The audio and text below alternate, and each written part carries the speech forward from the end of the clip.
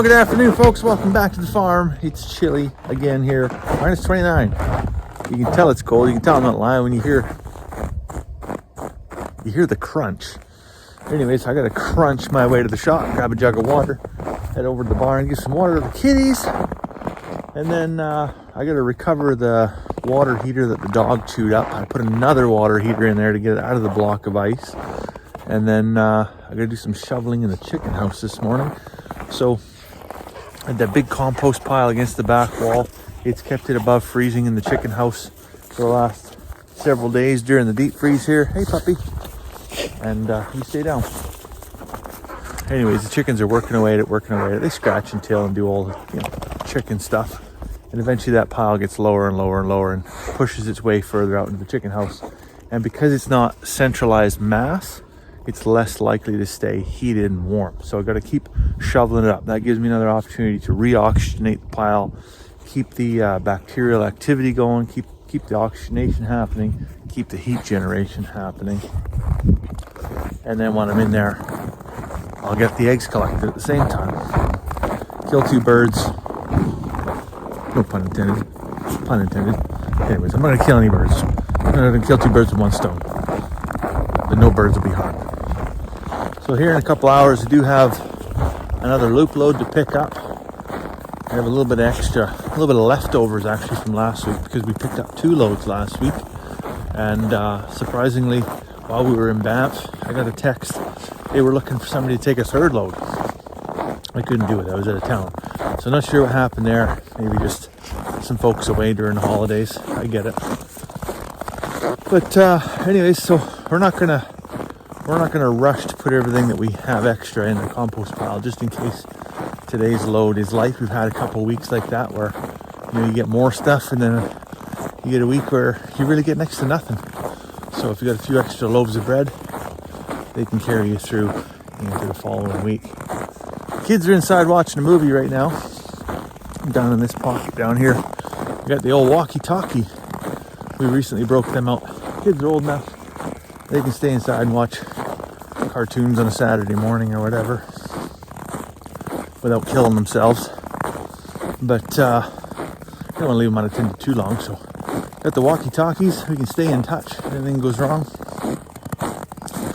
Because it's much easier to run out here during the middle of the day, get the chores done, than it is to wait for the kids to go to bed and then come out here and try to do the chores in the dark.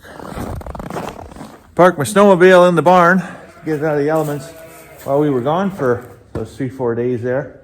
Get it out of the elements, get it out of temptation's way too. If anybody's driving by and figured out we weren't home, I didn't want to just, leave everything there for them.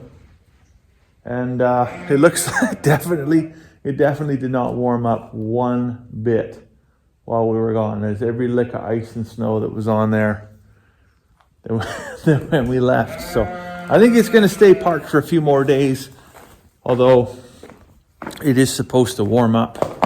I think starting tomorrow, it's supposed to be about -9, and then we might actually see into the second week of January here, we might actually see the plus side, the top side of 0.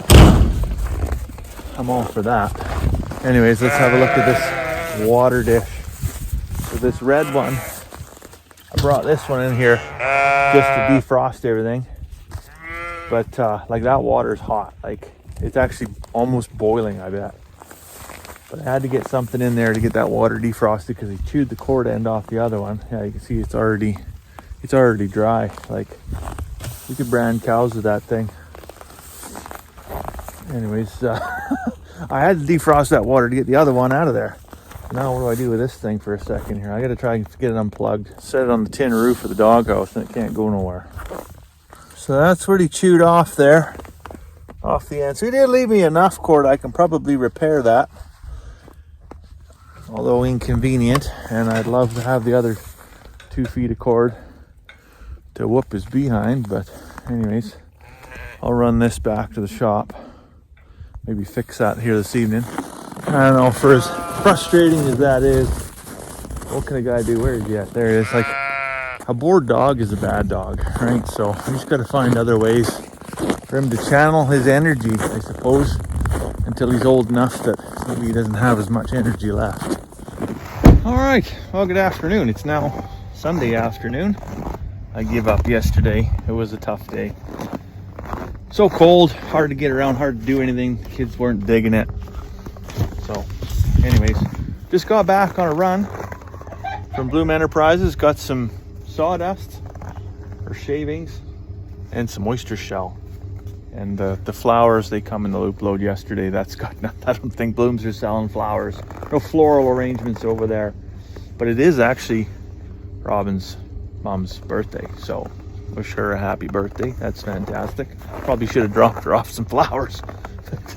Anyways, gotta get in the chicken coop here. You've probably watched this for the longest time. We got that big tote of sawdust or wood shavings or whatever. And I've been ferrying it into here, and although that is cheap and convenient, it is nowhere near as convenient. And when you think of the value of your time, probably cheaper to just get some of these wood shavings. So there's another product that Blooms carries, is these big bags of premium wood shavings from Parkland. So I got 5 bags today. I'm gonna offload, I think, about 2 of them directly onto the nesting boxes and onto the floor, and then I'm gonna have 3 in the bunk here just for spares. And then try to keep everybody cozy during this cold snap here. These, I love these because they're beautiful, because you can just come in with a pocket knife, let everything go, and then you get a free garbage bag when you're done. Work great in the shop. The freshness of your shavings in your nesting box actually has a huge impact on egg production. In fact, I believe right after protein content in your feed and adequate daylight hours that your chickens are getting, it probably comes down to comfort. That's 100%. So what we do typically, every couple weeks I come out here and I scoop all of the, couple week old shavings out directly onto the floor, and I replace the bedding. Basically no different than you would in the house, right? Clean sheets. Everybody loves clean sheets. Makes it so much more cozy. You get such a better night's sleep. Of course, we don't want these girls sleeping in here. We do. Why would you want to lay an egg in basically behind a dumpster? Essentially, you wouldn't, right? So give it all nice and clean for them. Helps make sure the humidity's good in here. Another important aspect of homesteading in northern Alberta is if you're not willing to carry everything, trudge through the snow with 50 pounds of wheat on your back, well, you better have a really good 4-wheel drive vehicle. I may have got a little bit stuck. We'll see what that looks like in the spring. There's no wheel ruts, but I think I mowed the lawn in January.